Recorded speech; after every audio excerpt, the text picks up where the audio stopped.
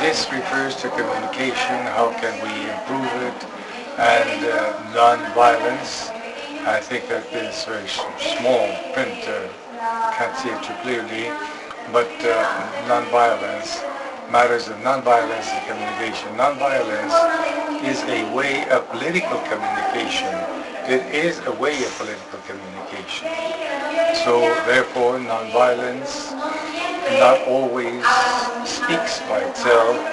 These actions are not independent and also requires the support of the community to generate symbols and agreements. In the case of communication, this generates meaning. So what are we going to do? We are going to try to combine both to take into consideration the conceptual nature that we have. Non-violent communication combines dialogue from something that is very ample, that is the narrations that have been given, the stories, the speeches, with the capacity for transforming the system. If we can blend together, we will generate better effects. Well, starting from this point, if we combine, we can not only be political actors but also agents of change. The idea is to go beyond being just interpreters and to try to tell the story in the first person, in us, we. Taking into consideration that the story, the discourse, the narration are tools that establish a normal aspect of the status quo, but at the same time we can build construct a new status quo. This is the power of communication. There's a clear example from what just happened in Bolivia as a result of the elections. We can generate from these messages and symbols, we can get meanings out of that. As in the case of the March of Gandhi, the March of Salt, we have our elements. So now we're replicating this on a daily basis in our struggles and our protests. Another example, this is the last thing that happened in October here in Ecuador. Respect our existence, or we expect resistance, when most of the population violated the poll and were resisting everything that was happening here. Now, these are matters of communication, not necessarily deal with a great deal of money, but with a great deal of creativity and innovation. This is not a degree more than one species less. So these are very strong messages that what they're saying to evoke the emotional part as well as the intellectual part. So we must always have to try that emotional and intellectual balance. Here we have a formula that is winning. How do we do this? First, we identify a story that will establish the status quo. As a parenthesis, if it is true that we have the information and we can present it through data, real data, numbers, statistics, and on the other hand also information may be passed through stories of the telling. Our brain is not distinguishing when we are leading a history, a story, or somebody narrates a story, because it reaches those two moments into that combination, both the emotional part as well as the intellectual part. And then what aspects of reality are the ones we wish to change? And finally, can we offer some sort of alternatives? What we can offer, whether these are small actions, daily actions, but the important part is to begin to have an incidence upon what we are seeing in this morning's talk, from the example who we are, the values that we have at the individual level, and that may become a collective source.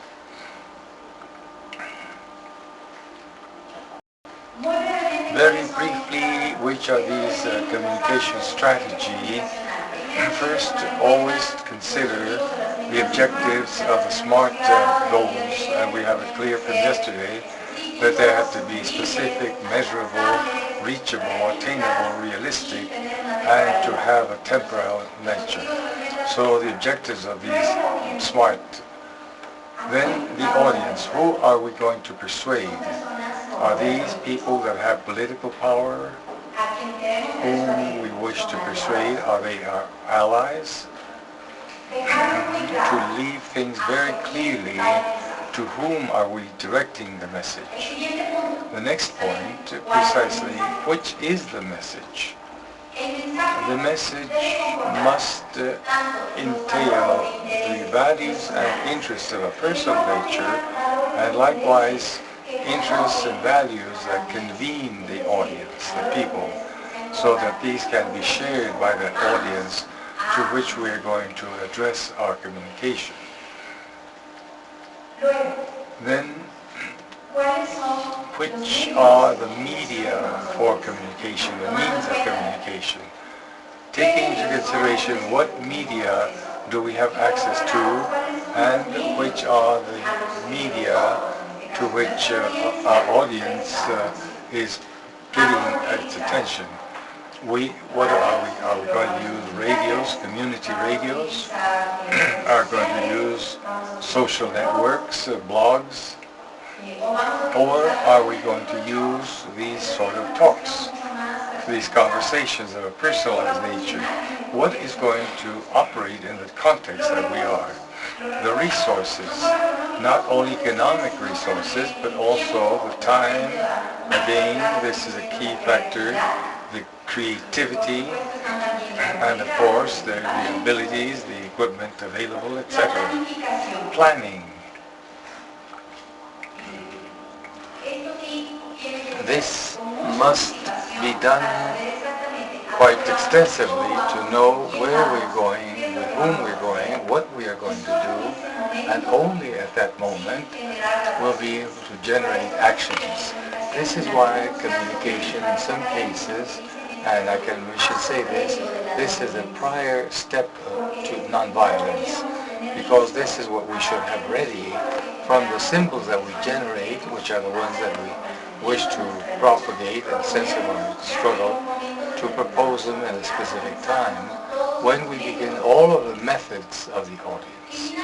And finally, of course, to have a general evaluation, and do we have an incidence or not? Do we have greatly, can we convene more people that are interested?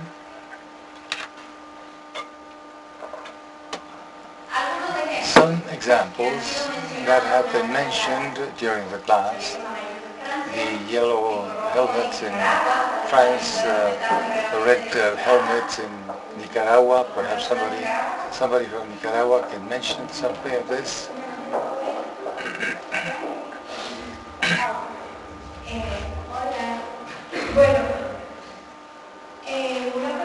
In a protest in 2018, with this matter of the repression to a group of women, they said that they were trying to kidnap them, and before they were asking them who are they organized with and all of this information, the policemen captured them, and they took Mrs. Cho, Marilyn Cho, so they got this, and they changed their faces, and we are the organization of women of the Red Beak, and this was something very spontaneous, but then this became a symbol, and we had almost a month, and there were days that had been established, so all women would have a red nose, even the men had the red beak, and this became viral. It was a sort of a challenge that we all were painting ourselves with the red beak. So through these symbols, the meaning, the sense, we want to generate a great deal of summons, and with that we would be dealing with the chain of non-violence to start to involve third parties. Other examples, you can see there some of the people from Venezuela, the pioneers of Venezuela. Perhaps Katyushka, you can mention something on this. The pioneers of Venezuela are my heroines. There's a group of wonderful women and I accompany them when I go through Indian expressions. And there are also these are housewives, mothers, and different groups there that are wonderful. And the use of the apron is a symbol of a housewife without decreasing the value. And when we sing the Belinayas, this is a song, that's an ancestral song that identifies our ancestors, African and Indian ancestors, especially African, and the choirs, and I-O, E-O, hit hard that idiot, E-O, that should be break open. And these are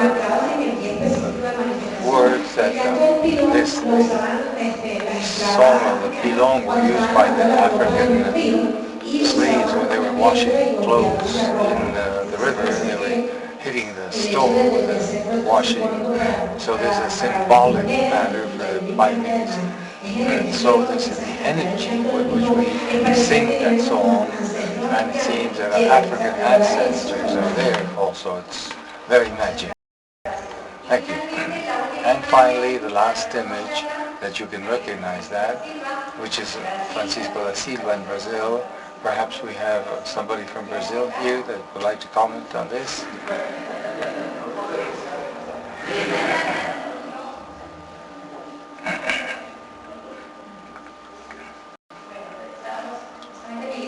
Well, we have militants of human rights and who was also a victim of violence, and that was transformed into a symbol of struggle in that country, especially at the feminist time. What does communication mean? That this is given in different ways, not only through stories, discourses, speeches, or through art, or through expressions of a body. So now we have seen the word, there's a challenge. Well, you will have some materials so that you can also create a message.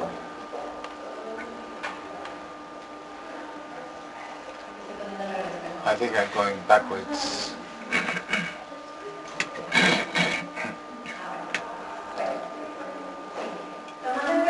Taking into consideration this, very briefly, what happens at the level of technology.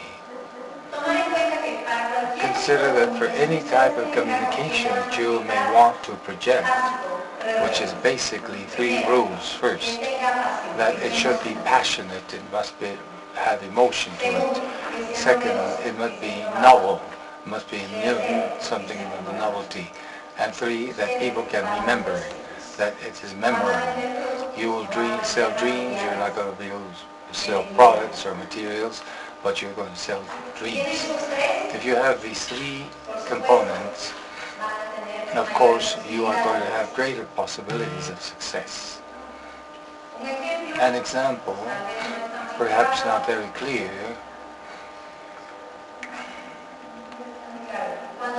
when you come out to the street with me, never leave my hand, they may separate us forever. Always hold my hand. Novelty, emotional, and yes, this is simple, it's something that draws our attention, it's sort of a novelty, and it also moves to passion and stirs emotions. And the resources, as you see, you do not need a great deal of these. So I was mentioning new technologies. First, to consider mobilizations of a social nature that generates a virtual mobilization, not the other way around. We should not focus exclusively on virtual matters because we are the persons, the ones that are moving things and all matters of technology. There are many advantages that have been dealt with as to the use of new technologies regarding nonviolence. For example, here some of them are mentioned. Spaces of protest, there is no hierarchy that's clear, there is a horizontal nature. The viral nature, the time that we require for a better organization, costs are also decreased. There are new identities generated in virtual environments, and of course, possibilities of differentiated actions, both collective and individual. Of course, there are some disadvantages. There is not necessarily a relation of a commitment because we do not know the other person, and there's not a great deal of loyalty in that case. And so people are calling it clicktivism. In virtual platforms, change, click, I just click here. So it's a culture of click, where it seems that the importance of the struggle may be diminished. And finally, of course, matters of risk and safety, security, because the mechanisms that we have principally available, such as Facebook and WhatsApp, can also generate risks, and especially at the matter of security. And what we've commented several times in this course, very often these mechanisms are the ones that are being managed by the governments or by oppressing groups. At this moment I'm going to offer the floor to two persons and later a colleague that has an initiative regarding new technologies. Can you return to the previous slide? I just want to mention that from the experience that I had, I see that this is a disadvantage, but we should not only see it critically, these new technologies, that we are associating this to a specific strategy of communication, and the objective is clear. Wrappers such as Changeable or the RAS or the platforms where we only have to do a click to show your support can generate other types of reactions. That type of element must have a greater strategy and can become quantum. In the campaign that we had for the liberation of political prisoners, specifically, we used the image of a prisoner, a female prisoner, we were able to have 160,000 clicks at the international level, and we understood better how the strategy was organized by countries, how to change the language. So that platform was used, not to say where we had so many signatures, but a strategy that once the people make a click, they continue receiving mail all the time. So that's the way of informing, which is also part of the campaign. And second, also generate certain actions, certain calls to action, which are within the possibility of action on people that we know that are not necessarily in the streets. But this generated also a great deal more support to help the campaign enormously. Yes, thank you. Precisely, this is why we mention which are the advantages, because we cannot leave aside that enormous force that we have available from new technologies, and taking the new example of information platforms, and also what happens then. In many cases, it is simply a first step to generate actions, where it's not only an online matter, but later on it generates offline actions, or that they may be complementary. There we would have this sort of a force that generates a sort of an engine that continues driving and constructing new actions within a large strategy. Thank you very much for clarifying these points on the screen. I wanted to retake the matter a tool that is quite important, and one of the points of the is to identify shared histories or stories and the feelings behind that. I'm sorry, the microphone is off.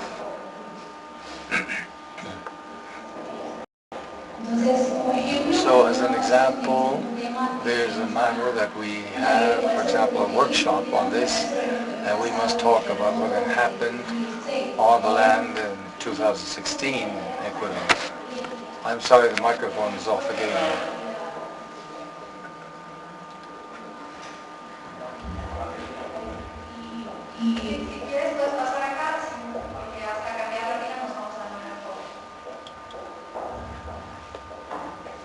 No creo que el asunto de pilas, sino que estaba...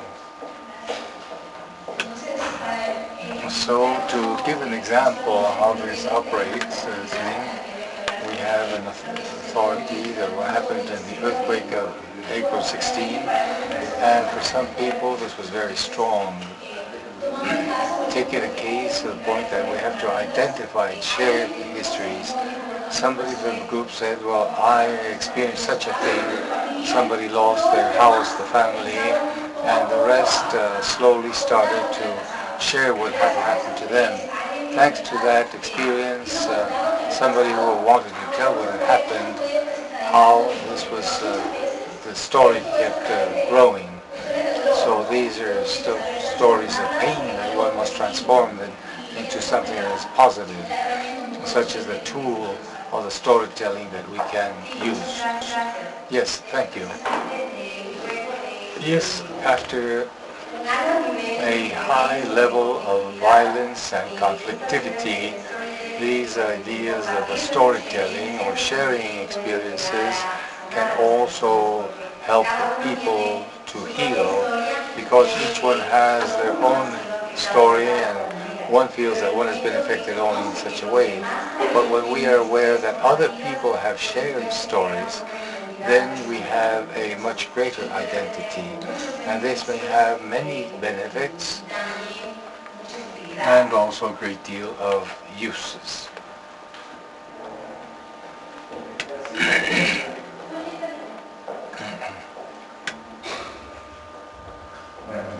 Thank you.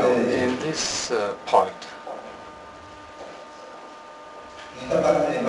this part of new technologies, as we were talking yesterday, we worked on this, and I know that perhaps missing is the fact that it should be better known as how we can create new aspects of new technology and how to protect ourselves. In the case, for example, of Asia with these protests, the activists, their screens and their these elements are there. They have to detect the faces if a person goes out, and then with a camera they have artificial intelligence and identify the people. So they put certain brands in their faces, so they make that will break the system. Now on the part of the technology that we have, and we can work on these parts, we were talking yesterday, and that new technologies that could offer a value of decentralized averages. The ocean law that we've spoken about before, what blockchain proposes is a structure of blockchain that produces a decentralization, consensus, and security. It turns out that the theory was, with Poncho we're going to work on this. He's going to have a vehicle.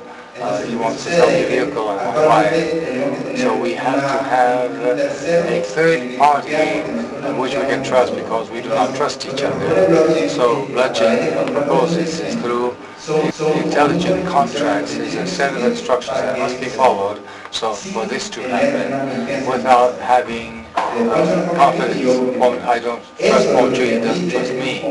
This is a set of possibilities that allows us, for example, yesterday when we mentioned the fact of the state of Quita Tierra, that lack of protection, how about we can make initiatives that in a chain of blocks we can place that information to which may become public, and the moment that it's public and it reaches the state, and this process of expropriation, then we can already establish much more evidently these violations.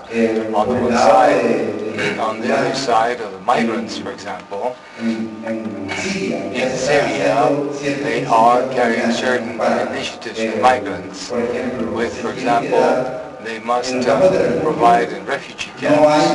There's not a way of being able to identify persons. One person from Nicaragua who's fleeing has his identity card, or the state considers that as a criminal. But if they do not have any document, they may be taken to jail or not. But to create these new tools that allow us to decentralize these elements without a state that is regularizing this, that there should be consensus amongst multiple parts. And I think these are very interesting initiatives. And the most important part is that it's being developed, but we need to implement these things. And following this line, to implement it with practical things, with immigrants, with the protection of natural resources, this is very interesting. And there are the means, is the problem, but we have to have a joint work to find a solution to that. Thank you very much. Now we continue to the dynamics of the meeting. We do not have time, so it's complicated right now. Well, let's do this very quickly. Yes, we need an alarm for this. Let us sit as we are 5 rows. Each row is a working group. Each group, starting from group number 1, has a theme to work on. You select the geographic space to work on this, and this will be very quickly done. You can work with whatever you prefer. Here, if you want to, you have some materials. They are sheets, color sheets, adhesive, or papers, or whatever you want. Creativity is up to you. It's completely open to you, and that is the basis of creativity. So group 1 on environment, group 2 on feminism, any matters with that, because that's quite ample. And group 3, dictatorial regimes, group 4, violence of subversive groups, and the last one, economic measures. You can use the materials that you have here if you want. 5 minutes, please. So you want to make an example and a good way to channel this. So all of this we have taken from IMF, so can you please help us? So each one will go. And out. Modern, indignant, indifferent, unbearable, unjust, indolent, irrespectful, and absent. You can add all the acts that you can imagine.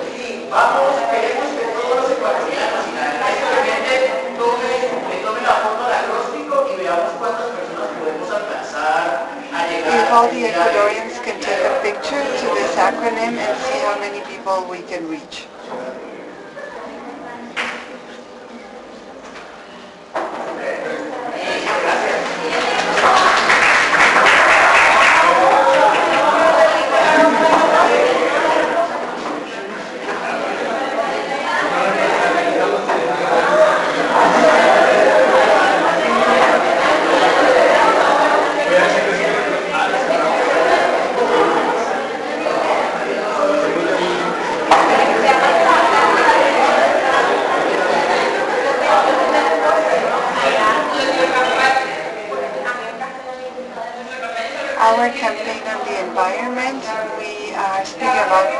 responsible consumption.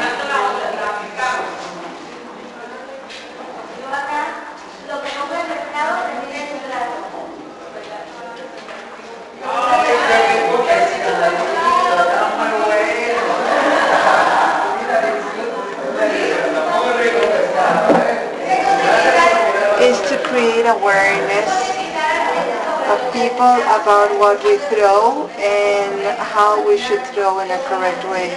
The animals are attracted by the garbage, they use it, and we and consuming the garbage.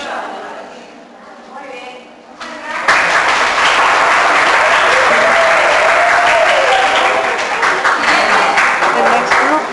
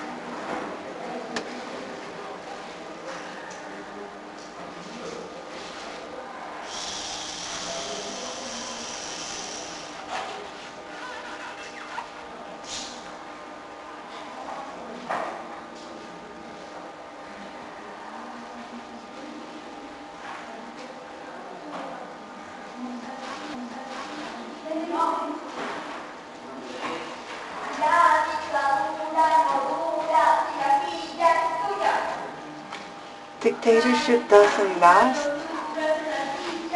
if the chair is yours.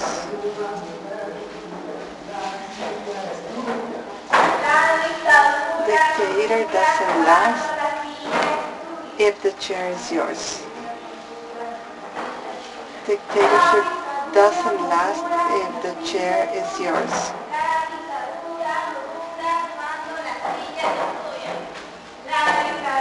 Dictator doesn't last when the chair is yours.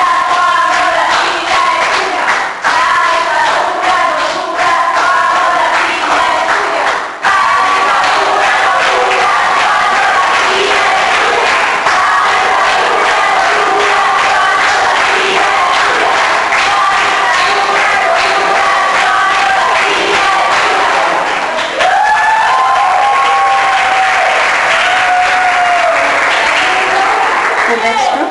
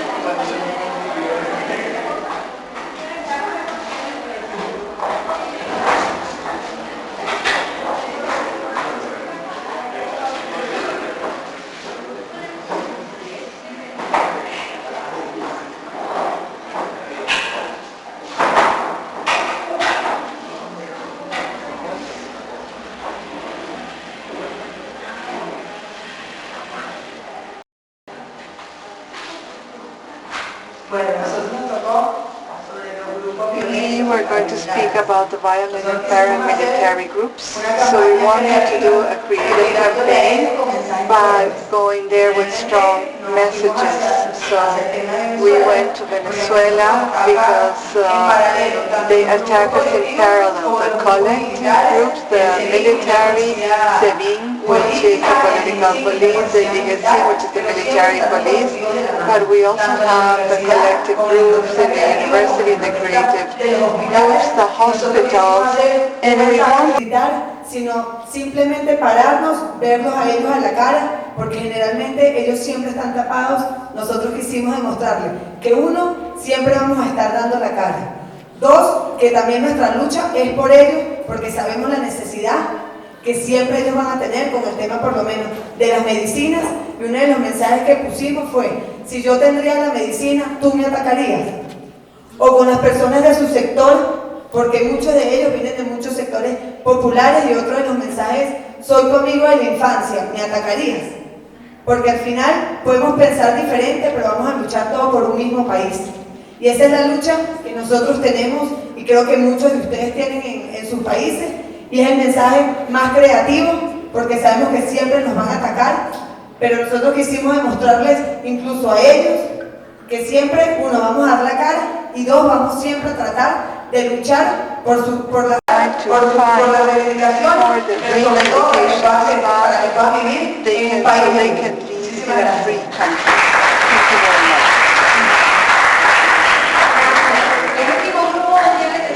And the last group, I think you have.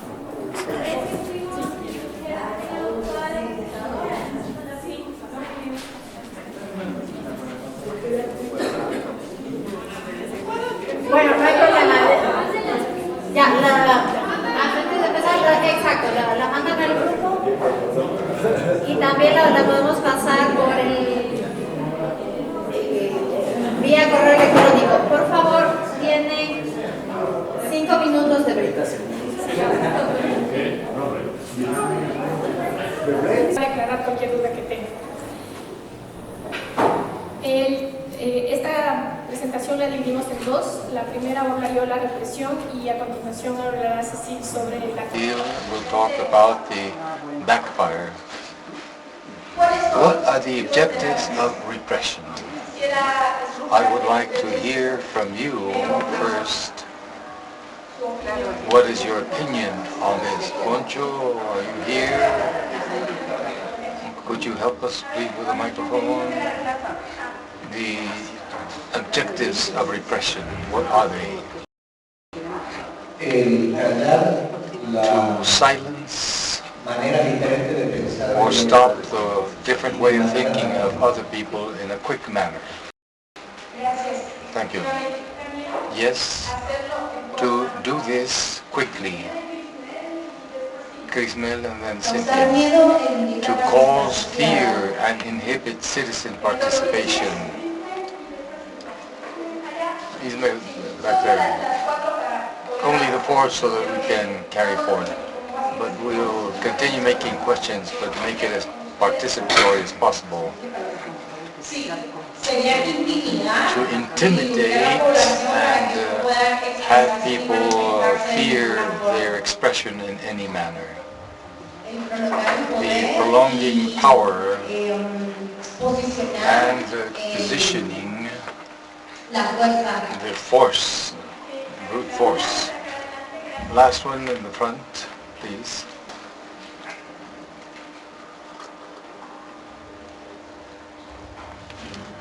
To be able to destroy collective force to break the individual. I placed here some.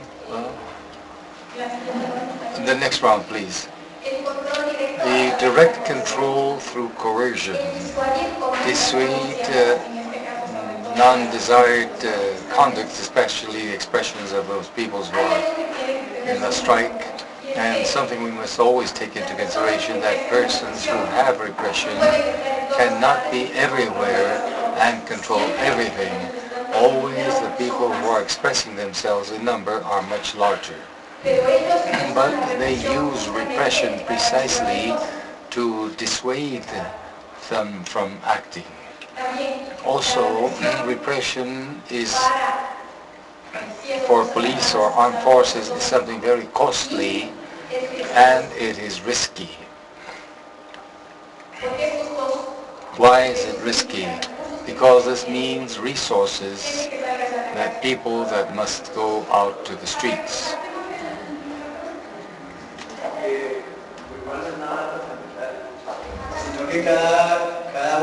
Each each bomb costs $70, so there's a wasting of resources, so they cannot use them indefinitely.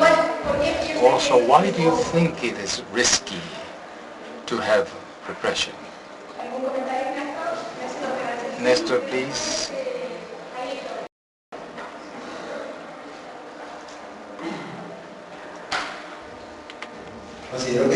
I feel that it's risky because the moment in which you send the troops to these people generally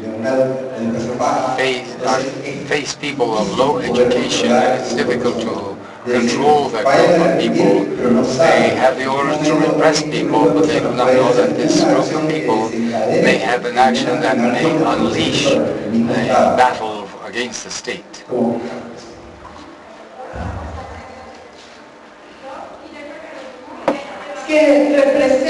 That this represents a legitimate monopoly that's been given to the state.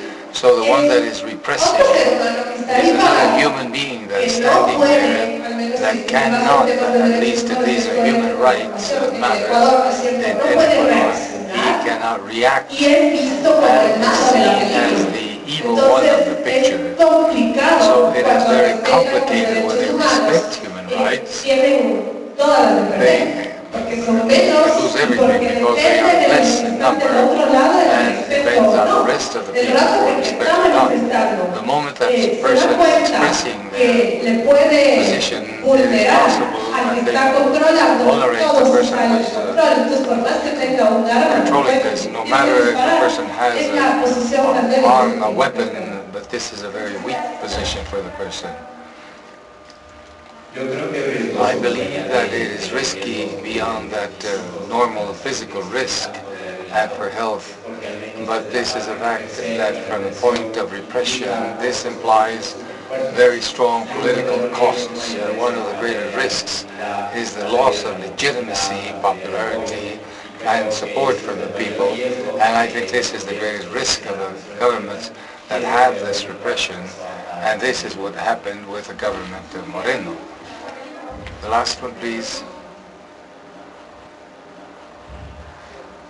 There's something basic of repression that is a way of punishment, and this way of punishment is something that they try to have a negative answer to a proposal, and this is in the conscious part of the person. And every time they go to a protest, they see the police in a negative circle, and then they try to keep the crowds in order. So when repression can no longer withdraw and the government cannot continue repressing the people, the only option that most you repress, you have to control the people. So it becomes so strongly negative that you cannot go back as government. In Nicaragua, if you withdraw the repression, they are not having any political capital, and only that way can they maintain it in time. So this is not sustainable. Something very important to consider is that normally governments repress more the more they consider that there is a danger to their power. There is where greater repression comes. In the case of Nicaragua, I think this is clear, what you've just mentioned. But what factors limit the use of repression? The first one was mentioned by the colleague in the end, that the cost of legitimacy, but not only at the national level, but at the international level. You must recall that we live in an interrelated system that is globalized, and people from other parts of the world are seeing what is happening with these governments. So we're not speaking of just 100 years ago when a governor could do anything that they wanted with the people, and the people could only rebel themselves. But this is a globalized world where the people and other countries exert pressure on those governments, and the cost goes both ways. The question, again, for you, I would like to hear your comments. I put the first one.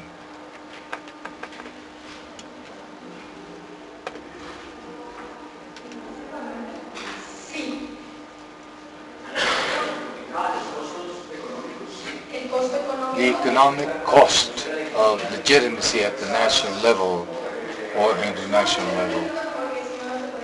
Please, I also feel that it is relatively proportional to the legitimacy that governments have with the repressive forces.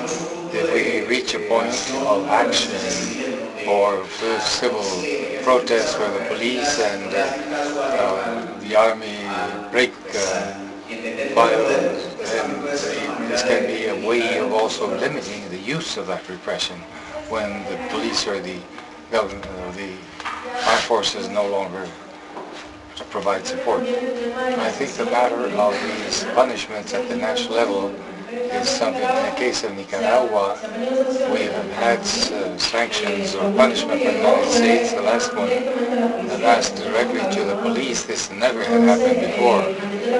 So also from the European Union and the Central American, they are demanding the Central American Bank that to not finance the dictatorship any further. Yes, as a matter of fact, there is the possibility of non-cooperation or defection.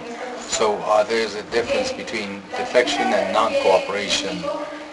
I continue within the police forces or armed forces, but I do not cooperate because I am morally understanding what the people who are expressing themselves are claiming. So it may be a case that I will not go to jail, but I will help them, so the police is not cooperating really. And the other is a matter of defection, which is a public action where the person shows that they no longer support the repressive group that they represent, and they leave the group. There is also a possibility of non-cooperation. We spoke yesterday about the pillars of power. And this is very important, especially in the case of public officials. Have you thought what happens if a public official suddenly decides not to work, if they simply paralyze the country? And if you have their support, the country stops. So it's not only a matter, the exercise that we did yesterday of the various tools and the group that spoke about the pillars of power. This is a very important exercise because there are different pillars that have a great weight and may directly affect the government. Finally, that which was mentioned, the cost in terms of resources and the lack of capacity. Here we are understanding repression outside of government institutions because there's also a repression within government forces. For example, at these factors in Nicaragua, for example, we know that many people within the armed forces also have a mechanism of internal repression because these factors are very clear, and these mechanisms include danger for their families, economic problem, so to not be fired, so there are many factors to also take these matters. This is important because not only at the level of armed forces, but also public officials, they are in danger not only of their work, but that there is a checking of their families, and so to achieve that change is costly matter. Yes, precisely the same line. This in Ecuador, especially during the 10 years of Correa, public officials had the obligation during the working hours, if there was also the public officials had to go and make their presence in favor of the government. It doesn't matter what they wanted, they just had to be pro of the government. So there's a series of internal measures of repression. So therefore the measure is important because this goes against the public sector. And the public sector knows that if they're not there, they simply will not have any sort of an audience. I believe that this last factor that has been mentioned by colleagues has been repeated in many of our countries. At least in Venezuela, what they're doing with the public workers is to make them sign when they reach their work, or when there's a march presentation. They are numbered, and since the governments have lost their popularity because there's a percentage that has been lost, then what they're trying to do is to determine these public officials and the police forces, and they use them with this matter, for example, food, education, food, medicine. So I think that this is also an important factor, not only repression from outside, but the internal repression in the bodies of the police forces and the public officials.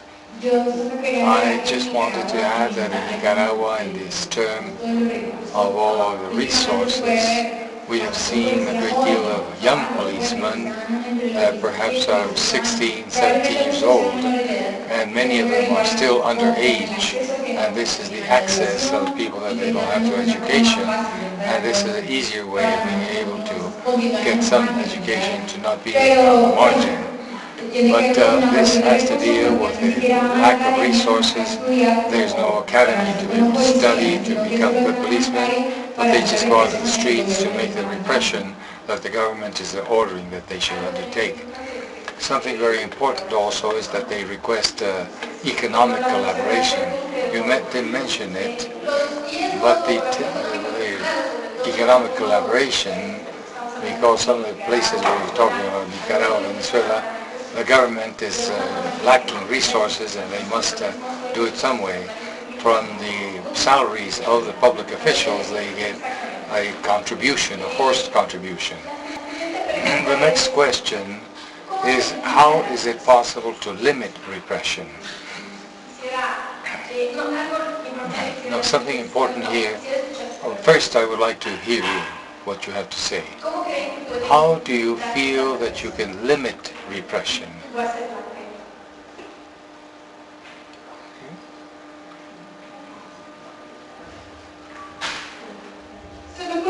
I feel that by changing the language with creative suggestions, well, when they were going to change the Constitution here, there were, before the Pope arrived, there was a great deal of these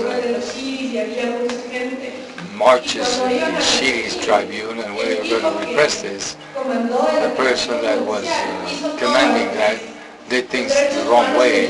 Human rights say that you don't have a barrier of policemen walking forward and quarreling people, and they did exactly that. I was on both sides at that moment because my husband is a police officer, so he had to be on the other side, and I was on the protesting side. So that moment I went and I gave him a hug and gave him a kiss, and people were surprised, and the police also looked surprised. So I think that these sort of things that change the logic of things can help and break things up.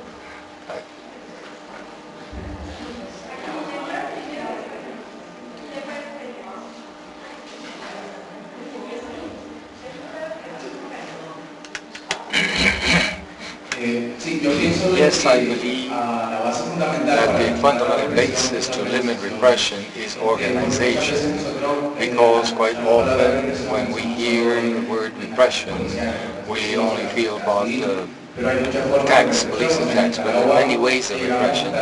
Nicaragua reached the point that medical attention was denied to people who had been wounded. So through the organization, we developed mechanisms of security to see these routes of the people so that they would know what type of routes were going to be taken by the manifestations, how to have a basic kit for medical attention and organization of when the government responded denying medical attention. There were medical personnel to be able to provide information and attention to the people. And these were resources from the population that gave food and medicines as a donation. So the basic aspect is organization from civil society. Yes, this is something that we have, that there are different types of repression, not only that of the police. I want to quote something that we did at the moment in Nicaragua, was to change the strategy of our protests. And I went to the boycotts. Boycotts assured that people, we measured these actions in high, mid, and high risk, and also results. And boycotts in the end are perhaps the best way with the least effort to get the best results. So people cannot have repression when you do not know who is responsible for that.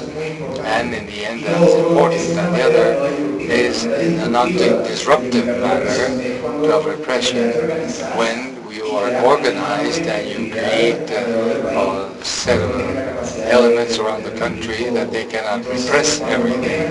So you don't have that capacity to repress everything. What we're gaining in our position is when they're not able to repress these events. So these also are things that can happen, but at this time to sanction the police, they don't have the money for that, so they're even taking a step that they're threatening the army with punishments, and I think that the punishments to the police was a warning to the police and to the army. So I think that at this time the counterpart that we have is to establish to making these sort of beehives, and we will have a limitation that is clear, so they cannot channel transactions. For example, the police force cannot be a financial body.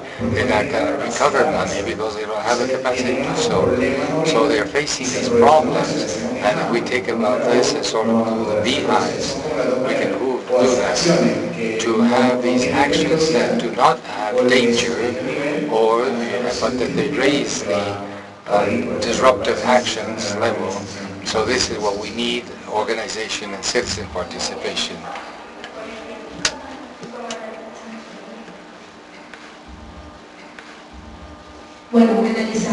Analyzing Venezuela and the case of repression. Yesterday I said we have to change the strategy because we had many months that the National Guard or the police did not exert repression. And there were many public denunciations in social networks that they were using tear gas. And this really diminished for months. So really yesterday I was surprised because I realized that we in previous months we didn't go out, the police did not go for repression, but the collectives were there. So we started to denounce the collective. From the ones of the lab, we are denouncing in front of the public ministry to the collectives. So we realized that yesterday they did not put the collectives out because the collectives are also being reported. So we need to do a massive report of the state and violation, systematic violation. What is a collective in Venezuela? It's a armed civil group that articulated its peace collective. The language and the narrative that this narco regime uses, so the people are mixed up. So they were created by Chavez, and then they are under the orders of Nicolas Maduro, but they have become stronger in the last 5 years. They use arms against civil people that do not have arms.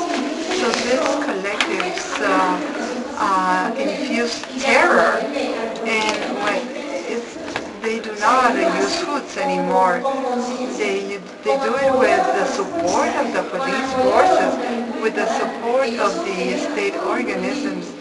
they act without impunity. So yesterday I said, now they changed the strategy. Now are the collectives that prepare the aggression, but now it's the National Guard. So we need to stop the repression, making them visible.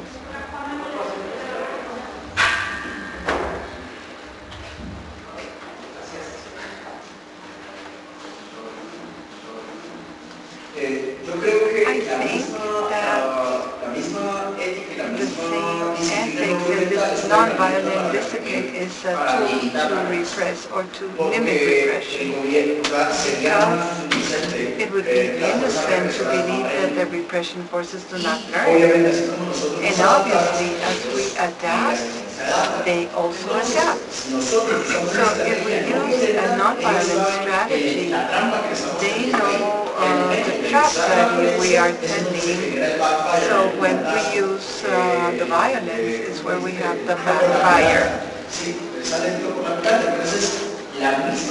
the same non-violent action, the idea, is a tool for protection. And non-violent discipline also helps us. And we know that when we use violence, the regime will lose its legitimacy. Thank you. So going back on your item, non-violent discipline, in a study made by Cheverkowski, they made an analysis of movements from 1950 to 2013, and they concluded that the possibility of repression is 3 times less if a movement is non-violent. So that is very important. The second point is the learning of the lessons from the past. If in the past, in a demonstration at the streets were highly repressive, we have to learn and to develop other strategies, other tactics, as not to repeat that type of repression. We have to learn from what we are learning, how the other side is also doing. To adapt the tactics. Above all, what you mentioned, dispersion tactics. We are many but more, and they cannot be everywhere. If you disperse, it's very hard to control. This is very important in the case of demonstrations, especially when we use communication means. If in the demonstrations there are women, girls, elderly, men, this affects more because they are not showing it's only a women's march or a men's march. This is represented as the whole society, so it's very important to have the support in the demonstration and the presence of everyone in the society. This to reduce social distance speaks about the social distance is more or less what I don't know, it's the teacher from Lorena just mentioned. Among the demonstrators, you also have on the other side the police and the armed forces. You have friends, family, known people, and this is a basic tool to avoid repression because you have a direct contact with them.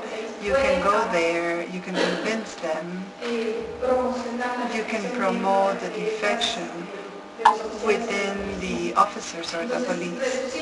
So to reduce the social distance, to find the links. In the case of the indigenous movement, for example, during Mawad's manifestation, they did that. They went with the troops and they told them, but there is my cousin, there is my uncle. It was very hard for them to repress them because many people that are in the troop have an indigenous origin. So they use these ethnical links to avoid repression. And many of them rebelled against, and they say, I cannot shoot an arm, not even tear gas.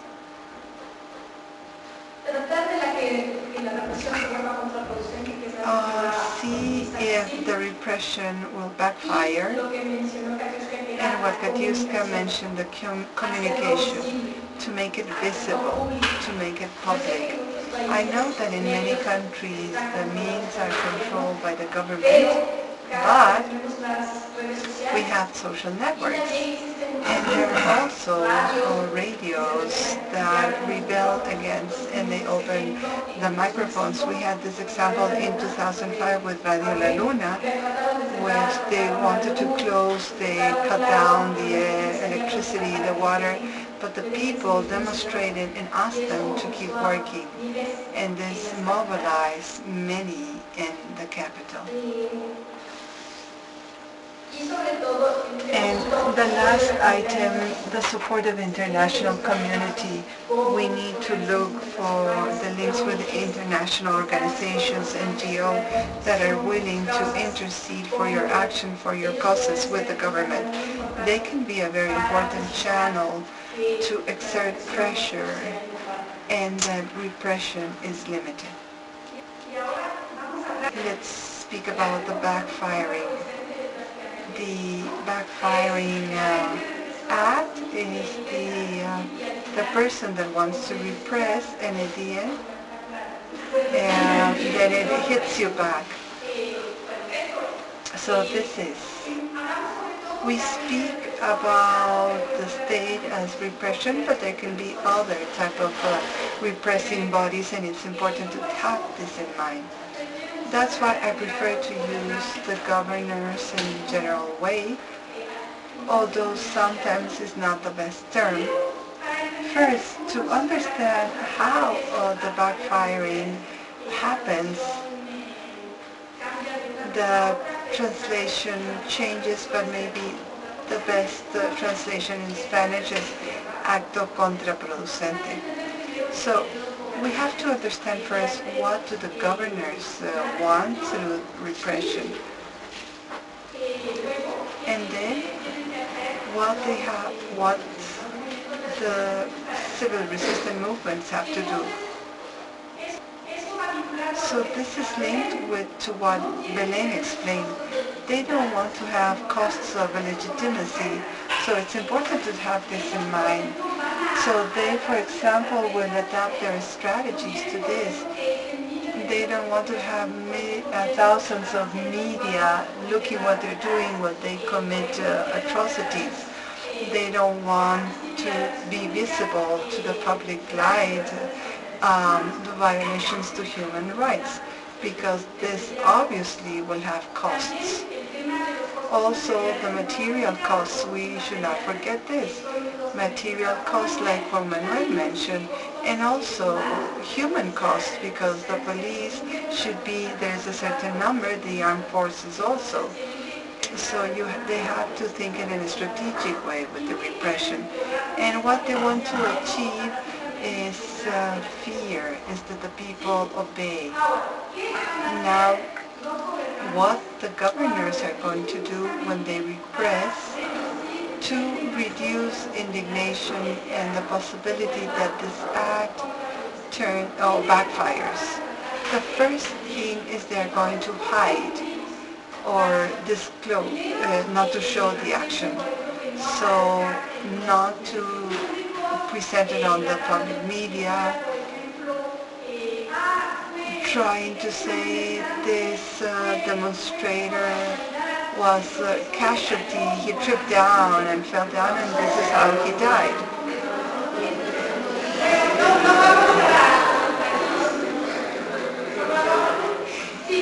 Yes, I'm just giving examples.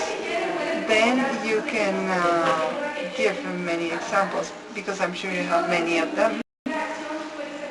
So to hide the action, it can have different phases. For example, this happened in a house where there was many people, and that's why this demonstrator died with asphyxia. To devaluate, this is very, very important. For example, I think we will have a time to do a small exercise Quite often, for example, with environmental activists, etc., they present them as terrorists. They try to devaluate, to take them the value. They use that they are terrorists, that they use the sticks, that they're very violent, that they do not take into account that this is for the well-being of the whole community. Also in the demonstrations against an authoritarian regime, this is a very violent group. They have burned, for example, stores. They have attacked ambulances. And this is quite important to take into account because this is linked to nonviolent discipline. Because sometimes it's not that this doesn't happen, but what is the repressive agent going to do? They're going to emphasize this. They are going to say all the demonstrators burn ambulances, all the demonstrators harm the elderly, all the demonstrators are stopping people to work or they do not let them go to their jobs. So that is to devaluate. So we're trying to generalize, for example, the behavior of one or two, or in some cases to put a label in a group saying that they are terrorists. Reinterpret what happened, minimizing or blaming or incriminating the victims. Or maybe they were with sticks and they were hitting the police and the police just defended themselves. And sometimes they even have support images. This is to reinterpret. So to blame, and there are many feminist activists, and she has a very, for example, she had a very short skirt and that's why she was attacked. So this is what is happening. They try to do things so like blaming the victim. This is what the repressive agent does. Use the official channels to show an apparent justice. So when the oppressive agent will take measures or cosmetic measures. Okay, we are going to create a research commission for the case to give some light. So there the demonstrators are peaceful, but in reality this commission never works. Intimidate or give to intimidate the people involved or to give some type of reward. We give them maybe a ticket for food or greater possibility of food. Or we intimidate. If you don't do this, you're going to lose your job, your family is at risk. Now, what do the civil resistance movement want? You also have to think what you have to do to turn into this into something that is not counterproductive. So to increase the costs of repression, make the repression to reduce the levels of obedience inclusively. This can backfire. To convince the governors not to use repression. There is an important academician that has worked for years on this. It's Brian Martin. I'm sure some of you know him. And he has produced a list that calls the list of the 5 axes, and this answer to what the governor wants to do to try to minimize the indignation. So one of them is to reveal, to try to show what has happened. So how can we reveal this? The demonstrators can go now with their smartphones and take a picture and make it public. And above all, what is important is injustice, the topic of injustice. It's very important to mobilize support that the repressive act is seen as an unfair act, non-deserved. If, for example, the demonstrator has a hood and sticks and all of that, of course, people can have doubt if he really deserved it or not. in the case the police hit him. But if it's a handicapped person that was there just passing by and that the police hits them, I think that there's no doubt that this is unfair because they did not have the means to commit something against the police. So this is very important. Two, to keep the 5 R's, I use the word that maybe does not really use the word quite often. The idea is to validate. Remember, before it was to make the victims of the repression to lose their validity, and so to justify why they are victims of repression. So there is the contrary. This was a mother who lost an eye during the demonstration, and she was just sitting down. This is so obvious that this person did not deserve this. So when they say these are theoreticals, you need to look to revalue and to see that these people behave in a peaceful way. They do not use violence, for example. So this is what is called to revalidate, show that the people do not deserve the repression act. This is very important to emphasize this because the repressive agents will try to devaluate the victim. So we have to revalidate, re-establish, or refocus it. For example, the government, the repressive agent, what they're trying to do is, for example, if the police went, if this was in a confusion, so what we have to do, try also through alternative means to restate the situation. This was not like this was an injustice situation, this is what is happening. And this repression act is totally unfair. Readdress. To move support. Here Belen mentioned international support. We find support from everywhere to try to counteract what the repressive agent wants, which is to increase the levels of obedience and diminish the levels of participation. So we look for the contrary. We look mobilization and to spread what is happening. So each time we have more people that are adhere to the cause. So this is what makes the repression act unfair. And the last one, to resist. In the movement you have to put your hands down.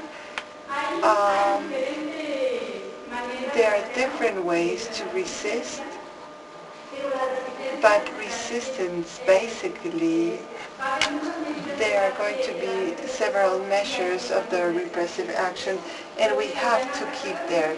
Remember the first day in the welcoming dinner, we spoke about perseverance, resilience. So this is very important. So this is counterproductive. Important considerations. The backfiring sometimes depends. Sometimes has immediate results and sometimes no. It can have results in the long term. So it's very important to see the backfiring not as an event but as a process. Now, I offer the floor for comments, questions, and then we will have an exercise to apply this. You will have a situation and you are going to try to turn it into a backfiring situation. Questions, comments?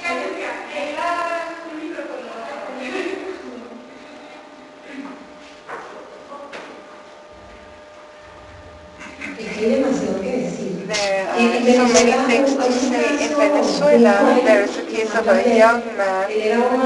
He was one of the symbols, and he still is one of the symbols of resistance. And he was murdered by an object that exploded in his chest. And up to now, the government said it was his mistake. He manipulated this object. and he killed himself. But the people that were there say it's not. So up to where the truth will come out, because this is the most important case.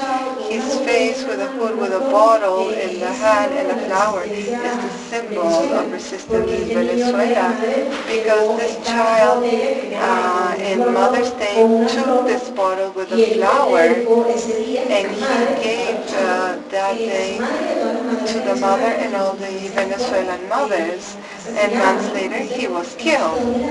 So up to where we can show the truth, up to where this repressive body is there. So this is what we say in what you say to minimize the victims. I was hidden because I had a flag of Venezuela, and there's another action of the repressive. This person doesn't run, so I'm going to reduce her. I'm not doing any type of violation. There was nothing, and they hit me, but far away from minimizing me as a citizen, it put me higher. So it depends how you see the situation. Once we have the capacity to be resilient, and the other ones we have panic. So there's always a balance of the feelings of how do we feel. Yes, there you quoted some important examples, and sometimes you can use, for example, if you were raising a flag, you can justify yourself and show that this is not an illegal act, that it's in the Constitution, whatever you want. And this is very easy to do, and this can backfire. So basically what we say is that the activists, you have to be aware that when these types of things happen, or with the kids that happen, you can take advantage in your favor, because this will create greater indignation and greater mobilization. Because you said they did an unfair act and I wanted to move.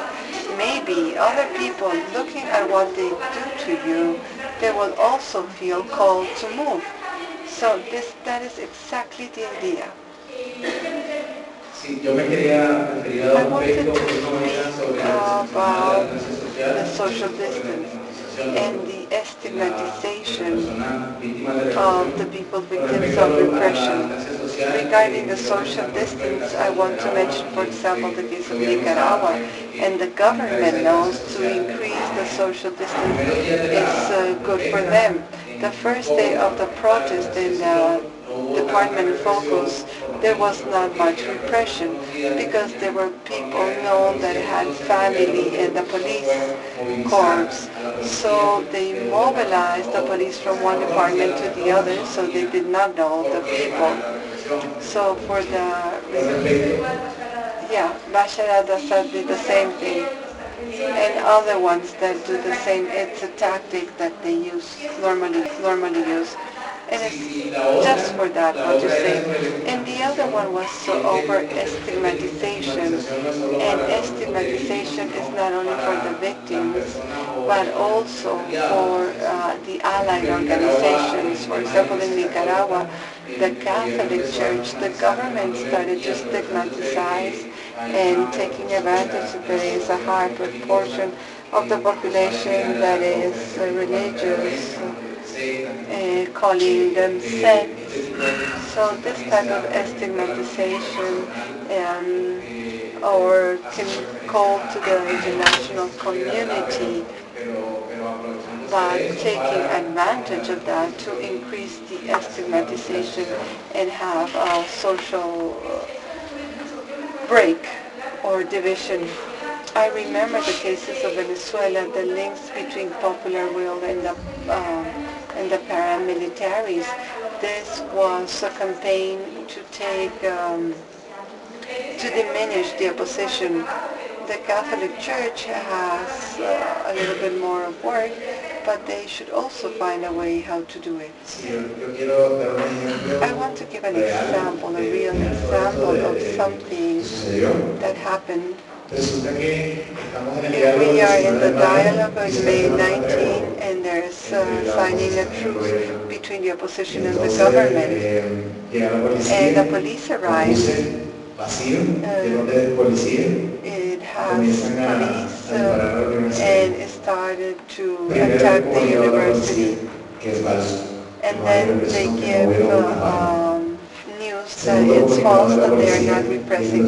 Second, 10 minutes later, is that we are the ones who started the shooting so they could repress. The third news from the police is that they had been the mobs of the students and of the neighborhood that had stopped the police, had burned tires, and that's why the police were attacking. And finally, they called the commissioner of the police, and they say, we need to go to the university so you can see that there were students that attacked the police. And Pablo says, Mr. Commissioner, I'm here in the university and I'm seeing the reaction of the students here, so I want to tell you that I'm going to notify when I make the report. And in the report it clearly says that the commissioner was at the university and he saw when the police came down, took the weapons and backfired the students. So from there on, the police can say whatever they want, they can invent any love story, but in the end they do not have credibility. And the people usually say, this is a deserter and he is going to kill. So people have a scheme of auto-conspiracy against the government. But so much so that there are people from the opposition that sometimes they believe what the government says because the government has two means of communication, one aggressive and a very subtle one. So when they attack the opposition, they say, no, but that guy, and the fake news begins.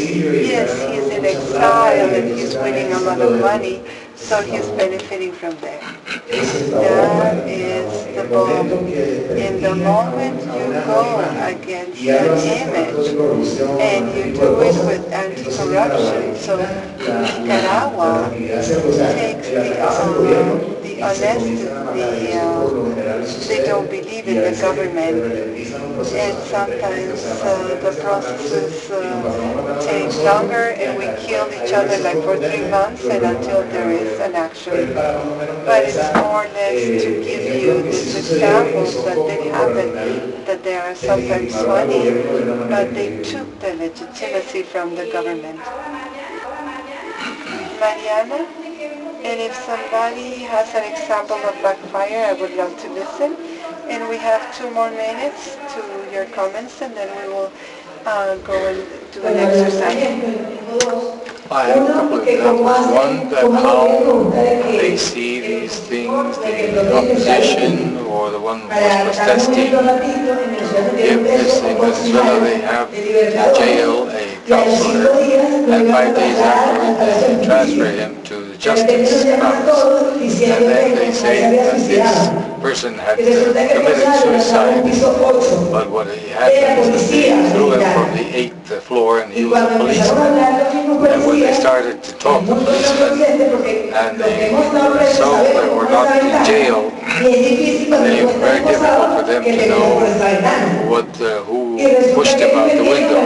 So this counselor was saying that he was depressed, and when he made the exams he was asphyxiated, he had bumps, blows in the head and arms, and then they put the body and simply blew it out.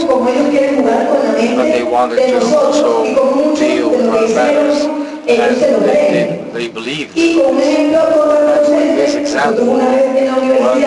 Once at the university, he was attacking us directly because he eventually couldn't be able to go back. But what we did was to go to a jail, to have a large jail, and we about 200 students. And when they came to presence, I saw what it is to do now. And so we had more than 10 hours there, so they will get them out. Then you start to see that everything is what we have spoken about. One, you do not reinventing things. Two, the matter of credibility. And when we see these things, when they all came there, then we are separating them, and then they send this to our consideration. So all this is very important because this is something that we establish resistance and resilience to be able to carry forth. Thank you very much, Mariana. Andrea, Gabriela, and I think that we go I have a question.